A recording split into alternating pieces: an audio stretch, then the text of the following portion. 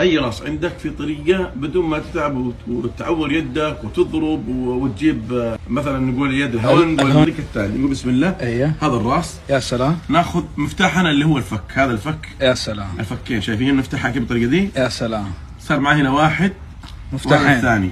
طيب يا سلام. نجي بعدين للراس. الراس خلينا نحط على الصور هنا افضل. يا سلام. هنا في عظمه. أيوه. عند العين في عظمه. ايوه شايفها؟ ندخل. أيوه. شايف العظمه؟ شايفها؟ شايف الفتحه دي؟ ايوه ندخل نشيل الاسنان دي احسن. شايف بالطريقه أيوه. هذه ندخل الفك في العظمه هنا. شايف؟ ايوه وش نسوي بالطريقه هذه؟ شايف طلعت العظمه الاولى. يا سلام. هذا عباره عن زي الميده. ما شاء الله. نيجي للجهه الثانيه بنفس الطريقه. شايف العظمه دي؟ شايف الفتحه دي؟ شايفينها؟ أيوه. شوفها. اي شايفها. شايفينها؟ ايوه هذه هي. شايفين بالطريقه هذه طلعت معانا. يا سلام. نجي بعدين عند الراس نحطه هنا وعلى طول مباشره وتمسك كذا. أيوه. 1 2 3.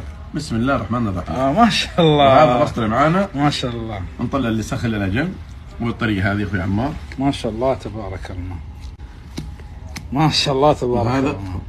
وهذا مخنا. ما شاء الله تبارك الله. شايف؟ يا سلام حبيبي يا اخي اتعبتها من بعدك. الله يكرمك. بارك الله فيك.